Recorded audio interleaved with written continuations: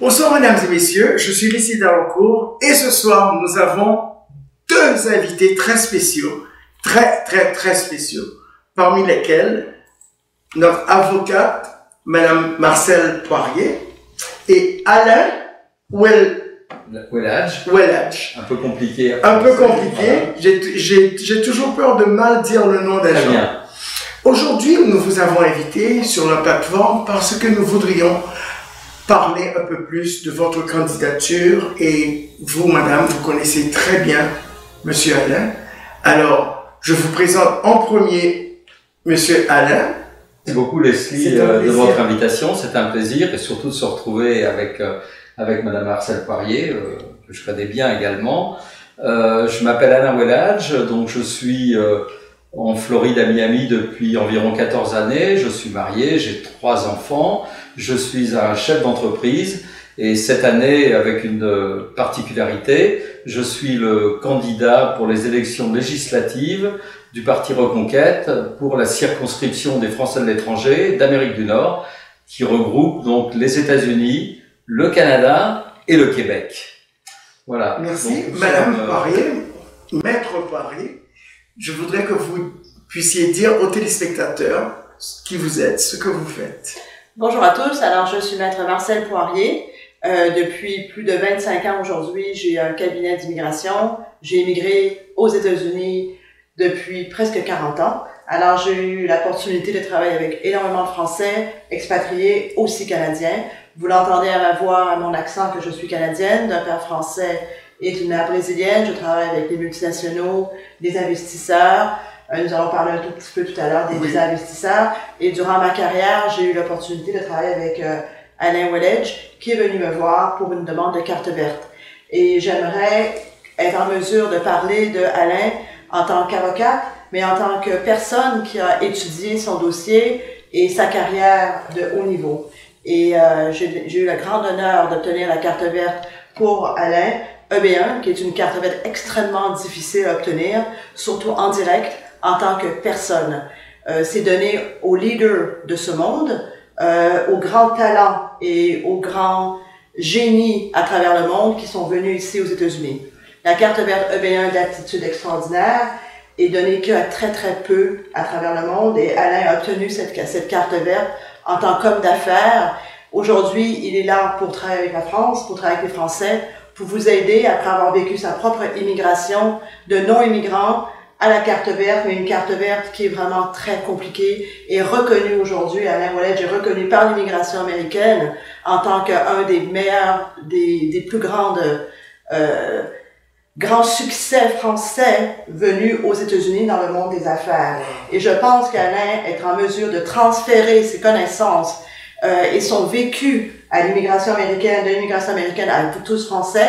C'est une honneur et une chance que vous avez de lui donner ce mandat. Et je pense que l'avoir connu, c'est un mandat que vous pouvez lui donner avec tout votre cœur et votre confiance, car il sera là pour vous défendre, ayant vécu l'immigration de non-immigrants à permanent, ayant eu l'honneur d'être reconnu comme les meilleurs au monde dans le monde des affaires. Ça, c'est magnifique, maître Poirier. Ben, écoute, je ne savais pas parce que là, je me demande même si je suis qualifié pour faire cette interview-là.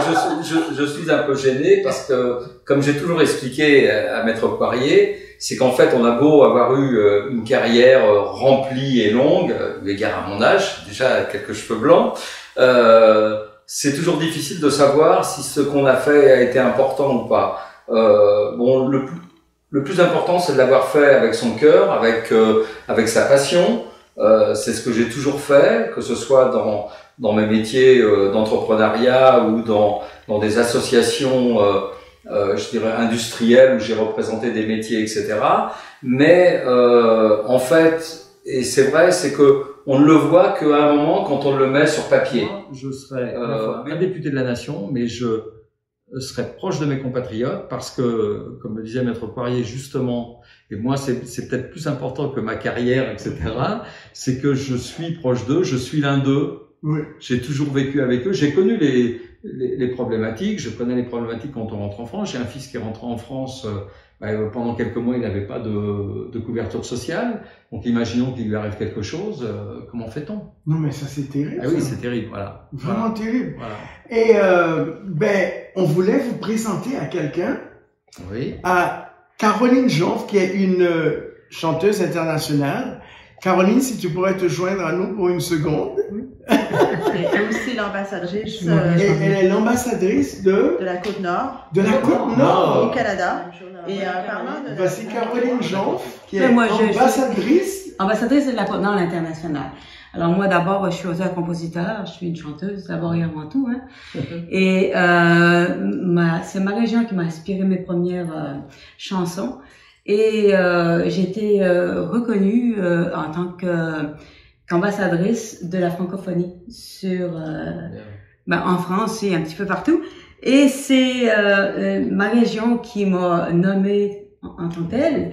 Et j'ai eu la chance de faire 75 tournées en France.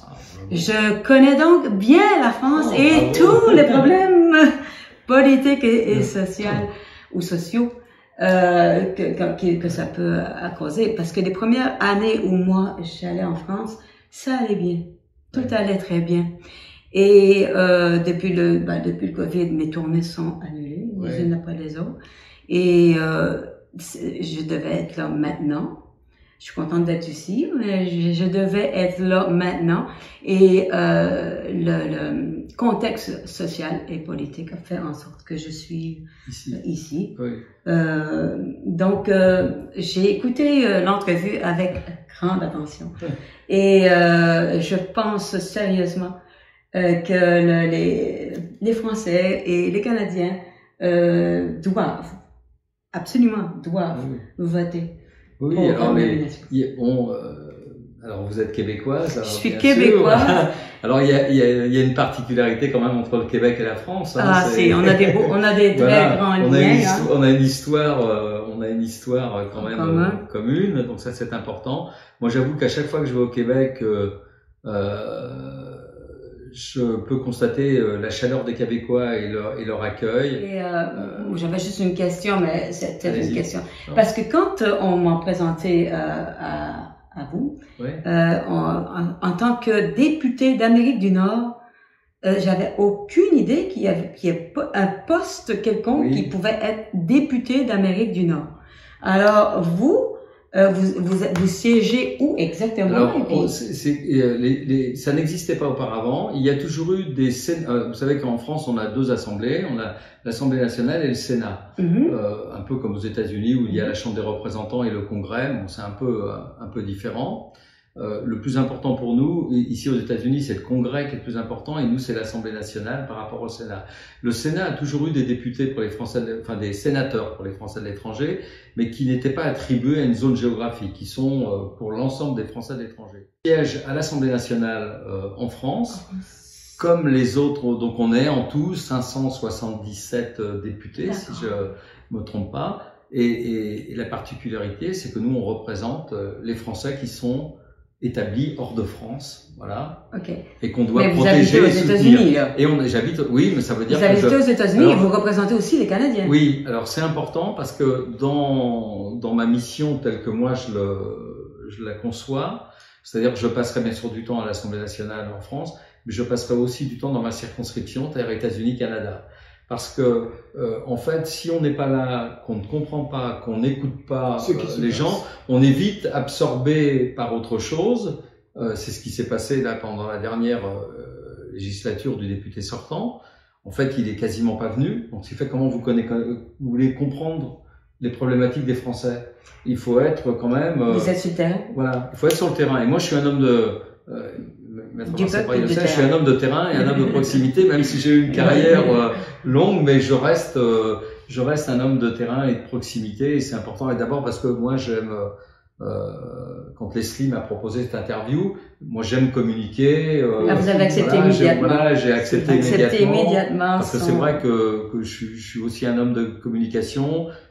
Sociale, et je pense que ça fait partie de. Je pense que je peux le conseiller parce que étant canadienne d'un père français et habitant aux États-Unis et aussi ayant ma famille au Canada, je pense que ce qui va être important, c'est d'être capable d'intégrer l'Amérique du Nord.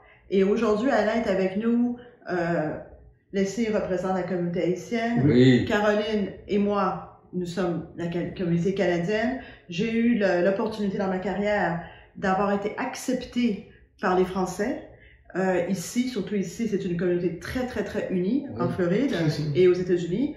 Et acceptée, bien sûr, par ma communauté qui est les Canadiens, les Québécois.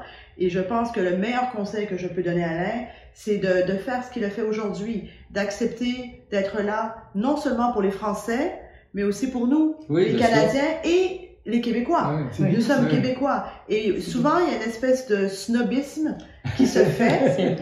Comme par exemple, j'ai été victime de ça à Paris, ou Caroline aussi, où tout d'un coup, ils ne comprenaient pas notre accent québécois. Alors j'ai dit, ben, vous ne comprenez pas quand je parle français, ben, je vais vous parler en anglais. Alors, comme on sait, beaucoup de Français. Attends, vous avez une ambassade avec ces ne parle pas très, très bien anglais, ne parle pas anglais. Alors là, tout d'un coup, ils vont parler en français. On va parler en français.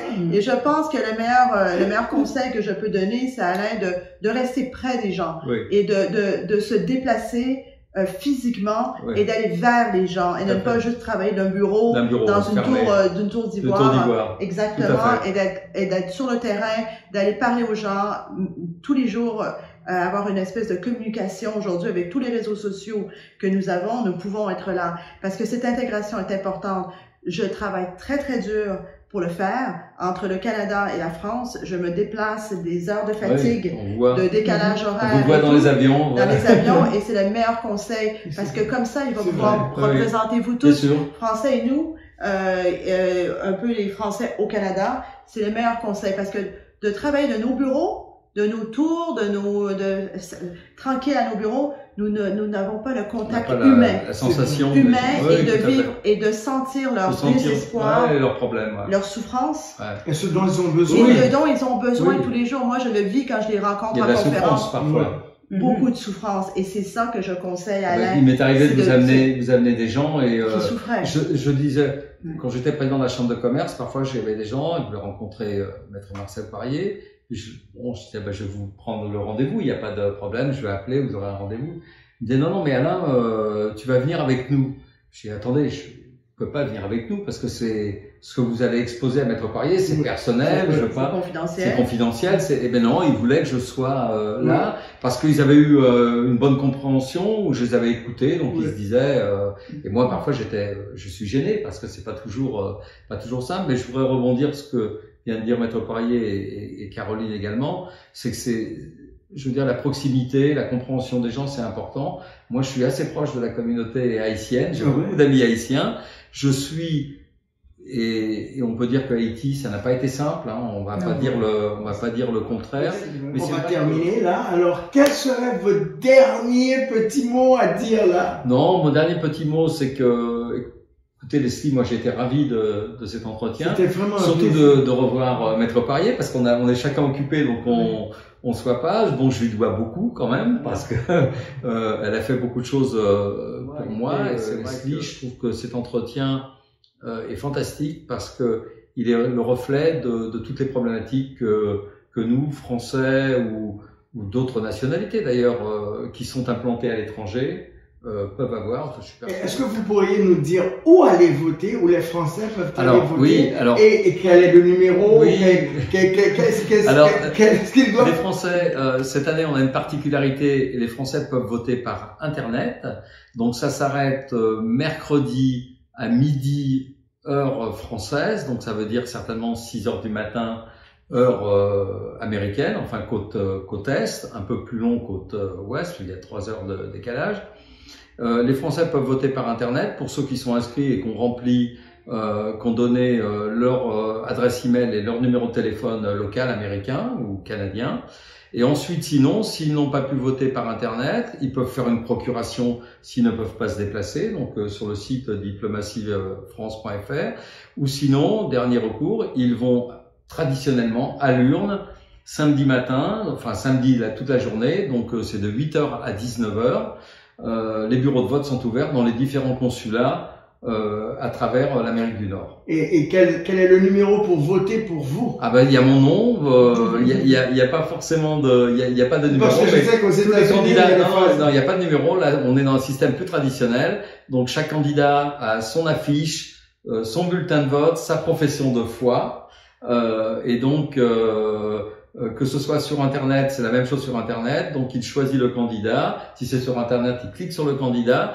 Si c'est par procuration, il le confie à une tierce personne. Et quand c'est à l'urne, il prend son bulletin de vote, il le met dans la petite enveloppe et à voter. Et on leur dit de voter pour Alain Wellage, voilà, candidat de Reconquête, voilà. Alors vous avez bien entendu, hein. Merci, je vous remercie tous les trois. Ça a été vraiment un plaisir. Merci. Et bonne chance. Merci beaucoup. Et merci Maître Poirier. Merci Caroline Jonf. C'était vraiment un plaisir. À bientôt. Je suis Leslie Dalancourt. Au revoir. Au revoir. Au revoir.